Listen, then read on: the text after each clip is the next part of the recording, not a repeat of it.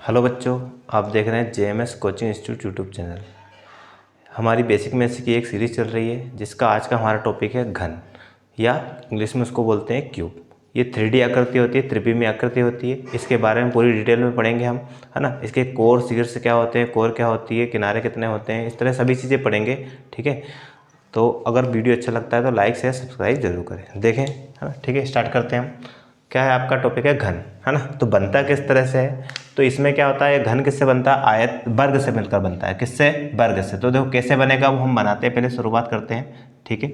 तो कितने इस तरह से वर्ग मिलाएंगे, ठीक है। कितनी सतह होती है, वर्गाकार 6 सतह, वर्गाकार 6 सतह होती है, उनको मिलाते हैं तो क्या बनता है, आपका घन बनता है, ठीक है ना। इस तरह से एक और यहाँ मिला दिया ये, तो इस तरह 6 सतह वाला एक क्या बनेगा, घन बन जाएगा, ठीक है, इस तरह से। तो देखो ये एक लाइन ये हो गई, एक ये हो गई 2, ठीक है, एक ये 3 और एक ये आपकी 4। इस तरह से आपकी कितनी, इस तरह से आपका क्या बन गया, एक घन बन गया, है ना।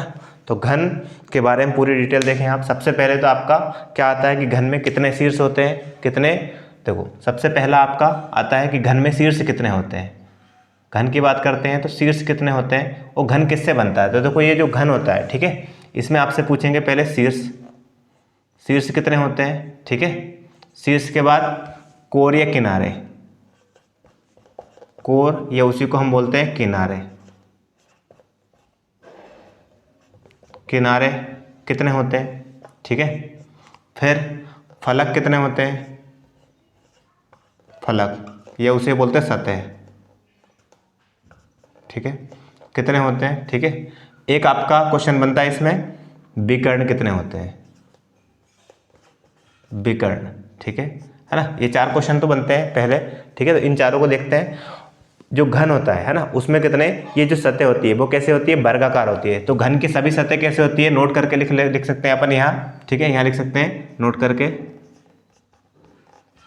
नोट कि घन की सभी सतह, घन की सभी सतह कैसे होती है, वर्गाकार होती है, वर्गाकार होती है, ठीक है। घन की जो सभी सतह होती है कैसे होती है, वर्गाकार होती है। इसका अर्थ क्या है कि जो घन होता है वो किससे मिलकर बनता है, वर्ग से मिलकर बनता है।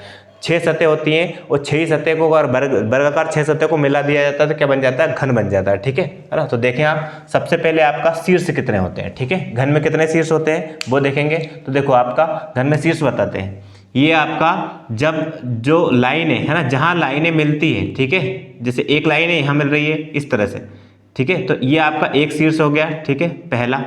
ये आपका दूसरा शीर्ष हो गया, ये तीसरा शीर्ष हो गया, ये चौथा, ये 5, ये 6, ये 7 और ये 8। तो कितने शीर्ष होते हैं, 8 शीर्ष होते हैं। शीर्ष पूछा जाए तो कितने शीर्ष होते हैं, घन में 8 शीर्ष होते हैं, ठीक है ना। अभी आपको गिनवाया कौन कौन से होते हैं, ठीक है, 8 शीर्ष होते हैं। फिर बात करते हैं कोर या किनारे कितने होते हैं। तो देखो कोर या किनारे क्या होगा, ये जो लाइन है, ठीक है ना, 2 शीर्षों को मिलाने वाली जो लाइन है वो क्या कहलाएगी आपकी, ठीक है ना। वही लाइन क्या कहलाएगी, जैसे एक लाइन ये हो गई, 1 2, ठीक है, 3 4 5 6 7 8 9 10 11 और एक और कौन सी बच गई है ना, एक मिनट, 4 8 तो ये हो गई, ठीक है, 4 ये वाली एक, इस तरह से, है ना। कितनी, 12 आपके कोरिया किनारे होते हैं। कितने होते हैं, 12 कोरिया किनारे होते हैं, ठीक है। कौन कौन से देखें आप, है ना, 1 2 3 4 5 6 7 8 9 10 11 और 12, इस तरह से 12 आपके कोरिया किनारे होते हैं। फलक क्या होते हैं, देखो ये, है ना, एक सतह, देखो जैसे ये आपका 1 2 3 और ये 8 मिलकर ये पूरा एक क्या बनाएगा, वर्गाकार फलक बनाएगा, सतह बनाएगा, ठीक है। इस तरह कितनी सतह होती है, तो देखो एक ऊपर होगी, एक नीचे होगी, 2, ठीक है, एक इधर होगी तो एक इधर होगी, 4, ठीक है, एक इधर होगी तो एक इसके सामने होगी 6। इस तरह से आपके कितनी फलके या सतह होती है, तो 6 फलके या सतह होती है। जिस तरह अपन इसको किस तरह से अच्छे समझ सकते हैं कि जैसे आपका जिस कमरे में आप हो, है ना, उसमें 4 तो दीवारें हो गई, तो 4 सतह तो ही हो गई। अगर घनाकार कमरा है तो 4 तो दीवारें हो गई, तो 4 तो ये सतह हो गई, एक ऊपर का छत हो गया और एक नीचे का क्या हो गया, फर्श हो गया। इस तरह से आपके कितने हो गए, 6 फलक या सतह होती है। विकर्ण कितने होते हैं, ठीक है, तो इसमें कितने विकर्ण होते हैं, देखो इस शीर्ष से इससे यहाँ, है ना, इससे खींचेंगे इस कोने पर, फिर इससे इस कोने पर, इससे इस कोने पर, ठीक है, और इससे इस कोने पर। इस तरह से आपको कितने विकर्ण खींच सकते हैं अपन, 4 विकर्ण खींच सकते हैं, ठीक है। कितने विकर्ण होते हैं, 4 विकर्ण होते हैं। ये सभी चीजें हो गई। और सभी सतह कैसे होती है आपकी, वर्गाकार होती है, ठीक है ना, वर्गाकार होती है। अब अगला आपका क्वेश्चन बनता है इसी में आपका